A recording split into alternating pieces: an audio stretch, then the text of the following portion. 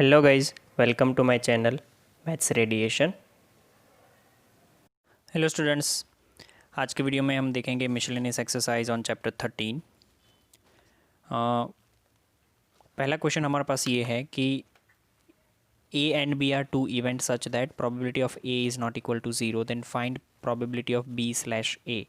पहला लिख के दिया है कि A is a subset of B, मतलब कि ए अगर बी का सबसेट हो तो ये फाइंड करो।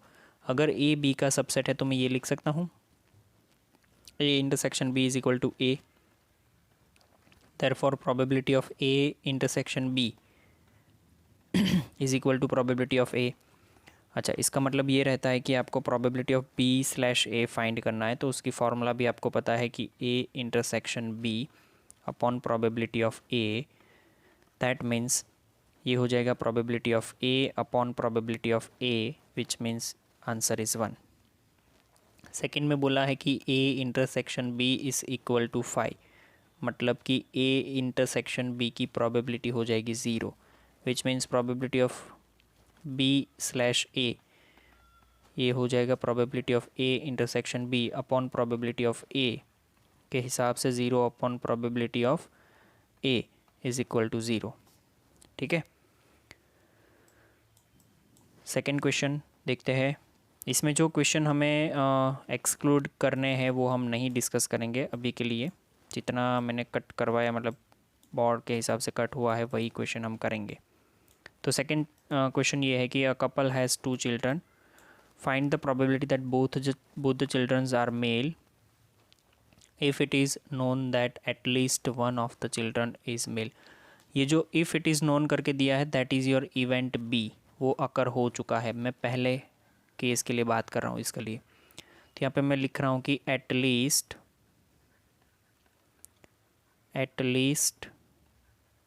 One of the children is male. यहाँ पे क्या लिखूँगा? बोथ चिल्ड्रन आर मेल, बराबर। तो पहले तो सैम्पल स्पेस आप लिखो इधर कि 2 बच्चे हैं तो वो या तो दोनों ही मेल होंगे, या मेल फीमेल, या फीमेल मेल, या फिर फीमेल फीमेल, ये प्रोबेबिलिटी है। ए के अंदर बोला है कि दोनों ही मेल होने चाहिए, मतलब वो एम एम हो गया।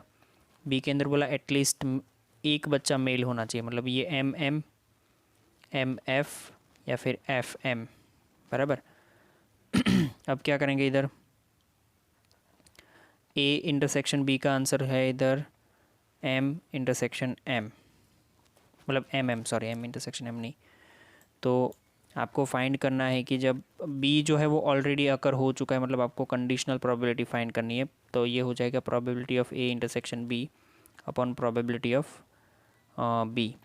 अच्छा, ए इंटरसेक्शन बी की प्रोबेबिलिटी क्या है? इधर 1 है आउटकम अपॉन 4, इसका प्रोबेबिलिटी हो जाएगा बी का 3/4, तो ये 4 कट करके ये 1/3। ठीक है, फाइन। आगे देखते हैं।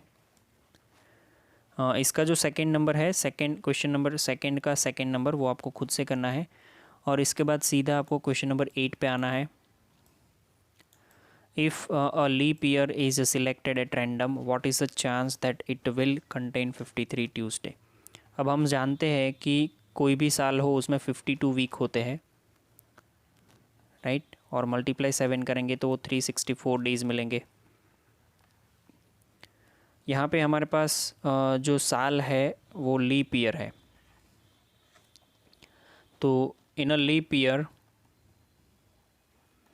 That is total 366 days. तो नंबर ऑफ एक्स्ट्रा डेज़ कितने हुए? नंबर ऑफ एक्स्ट्रा डेज़ हुए 2, तो मतलब कि प्रोबेबिलिटी दैट वो 53rd ट्यूसडे हो, वो प्रोबेबिलिटी हो जाती है 2/7। ये MCQ है, बहुत सिंपल सा, क्लियर। ओके, नाउ 14 नंबर देखो। तो 14 नंबर का क्वेश्चन क्या है? 14 नंबर का क्वेश्चन ये है कि if each element of a second order determinant is either 0 और 1। सेकेंड ऑर्डर डिटर्मिनेंट आपको पता है, ये 2 × 2 का डिटर्मिनेंट होता है, उसमें या तो वो 0 या 1 होना चाहिए सारे एलिमेंट, आइदर 0 और 1. What is the probability that the value of the determinant is positive. Determinant की वैल्यू पॉजिटिव हो वो प्रोबेबिलिटी फाइंड करो. Assume that individual entries of the determinant are chosen independently. सारी एंट्री आप इंडिपेंडेंटली चूज़ कर सकते हो. तो नंबर ऑफ सैम्पल स्पेस क्या हो जाएंगे. पहली एंट्री चूज़ करने के मेरे पास 2 रास्ते हैं, दूसरी एंट्री भी 2, तीसरी भी 2, चौथी भी 2.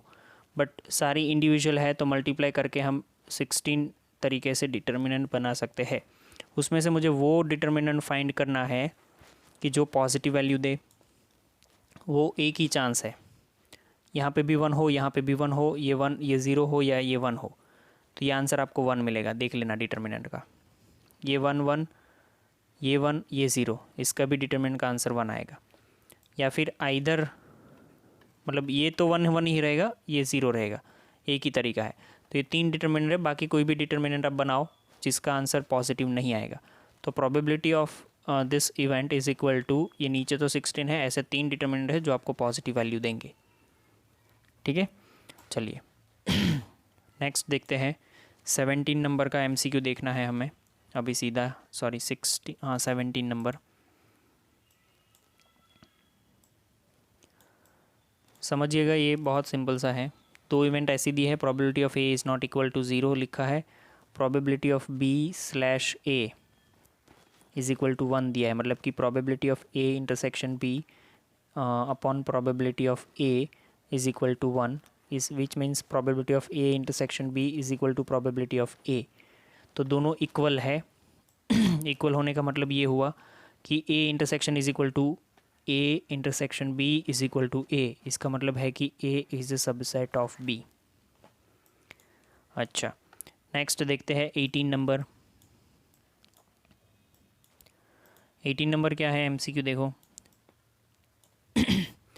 Probability of A/B is greater than probability of A. तो ये हो जाएगा A intersection B upon probability of B greater than probability of A.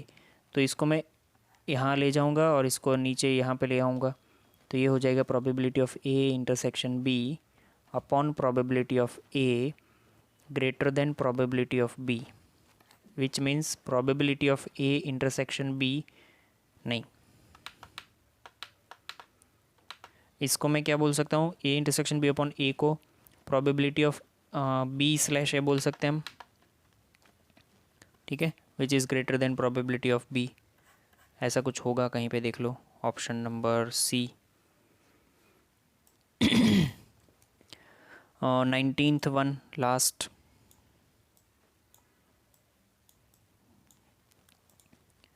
अच्छा, इसमें बोला है कि if A and B are any 2 event such that करके लिखा है. Probability of A plus probability of B minus probability of A and B, मतलब कि probability of A intersection B is equal to probability of A.